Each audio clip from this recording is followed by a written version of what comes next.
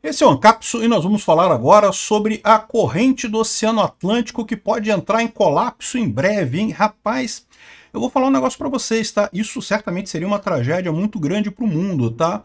Mas para a gente aqui no Brasil não seria muito ruim não, tá? Ao contrário, poderia ajudar a gente economicamente, né? É lógico, não estou dizendo que eu desejo isso daí, mas o que aconteceria nesse caso? Basicamente tornaria proibitiva a produção de alimentos na Europa e nos Estados Unidos e favoreceria a produção de alimentos em regiões mais ao sul, como por exemplo aqui no Brasil e na Argentina também, né? Vamos entender esse caso aqui, porque é aquelas mudanças climáticas e coisa e tal, aquele negócio todo que o pessoal vem falando, e isso daqui mostra muito como é que ainda se conhece muito pouco desse tipo de coisa, né? Essa notícia foi sugerida por Detran, Eu Te Amo e várias outras pessoas. Obrigado aí ao pessoal que sugeriu notícias lá no nosso site, no visãolibertaria.com, e obrigado a você que está assistindo o nosso vídeo. Se você gosta do nosso conteúdo, por favor, deixe o seu like, se inscreva aqui no canal, né? Pois bem, olha que coisa, a principal corrente do Oceano Atlântico pode entrar em colapso em breve, né? Para quem não sabe, tem aqui uma explicação. Existe uma corrente oceânica que passa aqui, que vem aqui do sul, ela passa aqui pelo Atlântico todo, passa pelo Golfo do México, é a corrente do Golfo, né? E depois ela passa aqui pela Europa, né? E depois desce de novo, ela afunda e passa por baixo aqui. Isso aqui é ela passa por uma profundidade maior e acaba entrando aqui na água de corrente profunda, fria e salgada aqui embaixo, né? E essa corrente do Golfo faz com que a Europa tenha um clima propício para a economia, para a agricultura. Porque o que acontece? Acaba aquecendo a Europa, né?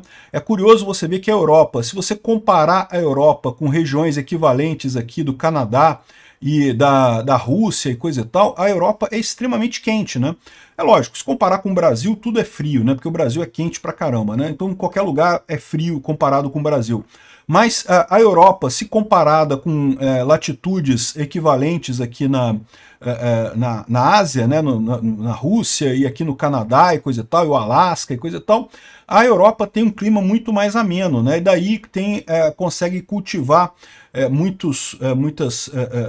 coisa de agricultura por conta desse clima mais ameno, de não ser tão gelado quanto deveria. E o grande responsável por isso é a corrente do Golfo, né?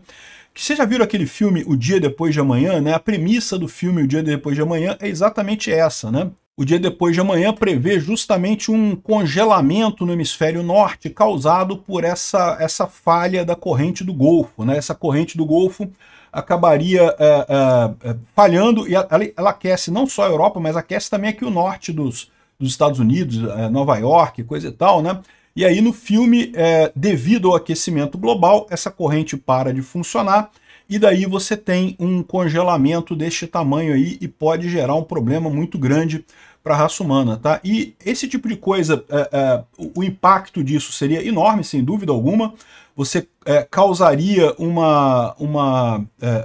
um colapso na economia da Europa e dos Estados Unidos. Isso certamente teria impacto no mundo inteiro. Como eu falei, pode ser até que ajude o Brasil, porque o Brasil não muda muito para o Brasil essa corrente existir ou não. A gente já é quente pra caramba aqui, continuaria quente pra caramba do mesmo jeito, não mudaria nada. Mas no final das contas acabaria atrapalhando bastante a Europa e os Estados Unidos. Isso pode favorecer, porque o Brasil é um dos grandes celeiros do mundo, né? Os Estados Unidos é outro, a Europa é outro. São lugares que se produz muito alimento, né? Enfim, essa seria a situação aqui. Agora, o pessoal fala que isso... aqui, ó.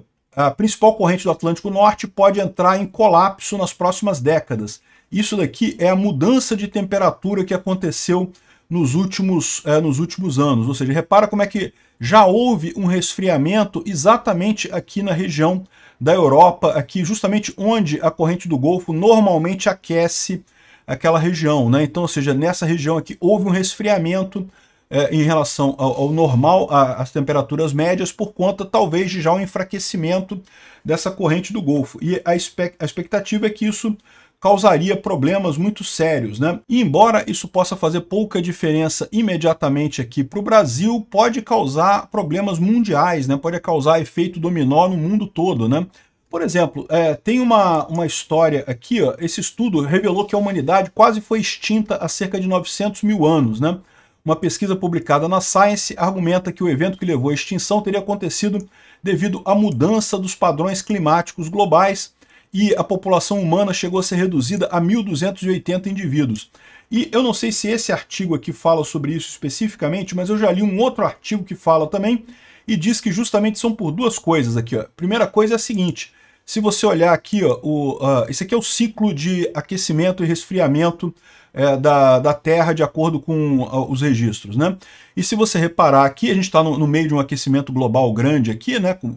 É justamente a questão das mudanças climáticas e coisa e tal, mas havia um ciclo de 4.000 anos, 41 mil anos de aquecimento e resfriamento da Terra aqui, ó.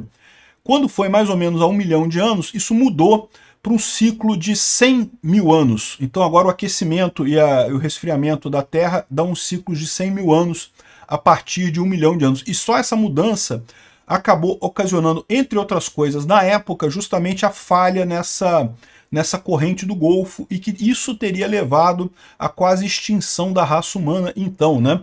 E, bom, enfim, o que aconteceria hoje se a gente tivesse esse tipo de coisa? Certamente seria uma catástrofe, né? Por mais que o Brasil possa produzir muito alimento da mesma forma, ainda teria, né, ainda faltaria alimento para o mundo todo, né? Seria um revés terrível aí em termos de alimentação para o mundo todo devido a esse tipo de coisa, né? Então, eles fizeram essa análise aqui, viram que houve uma redução da população humana nessa época devido a essa mudança do ciclo aqui da coisa. E daí, isso poderia estar acontecendo de novo agora com a redução dessa corrente do Atlântico, né? Enfim, eu sinceramente já falei para vocês, eu acho que sim, nós temos um problema com o clima, temos um aquecimento global sim. Se você vê as temperaturas estão subindo aí nas medições que acontecem, o único ponto que eu falo para vocês é a inutilidade de soluções governamentais para isso, ou seja, o problema ou vai ser resolvido por tecnologia, ou não vai ser resolvido e nós vamos todos entrar em extinção, ou vai sobrar muitos poucos seres humanos na Terra. Não tem o que fazer. Essa solução do governo, vamos cortar carbono, não vai resolver. O curioso dessa história é que eu achava que isso era uma posição só minha, que pouca gente tem, né?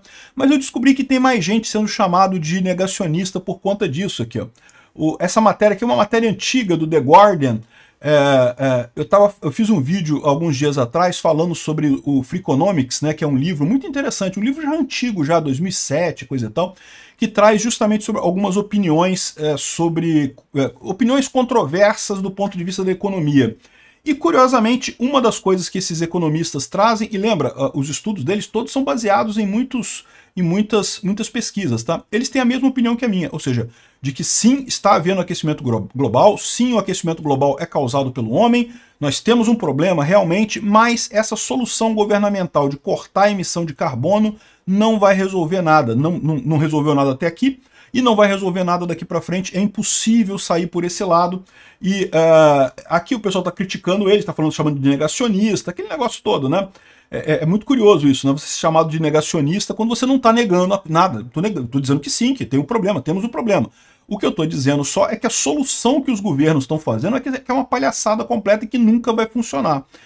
De novo, a visão dos caras aqui é ou a gente tem uma mudança tecnológica crucial que vai realmente resolver o problema rapidamente, sem grandes esforços, ou o problema não será resolvido, não tem alternativa. Essa solução das COP, dos governos se unirem, não, vamos fazer lei para punir os pobres, para fazer o pobre emitir menos carbono, porque o rico não vai parar, né? O Leonardo DiCaprio adora falar de mudança climática, mas o iate dele continua lá, de vez em quando ele sai com o iate dele lá, gastando uma fortuna de emissão de carbono. Ah, mas eu pago para ter compensação de carbono.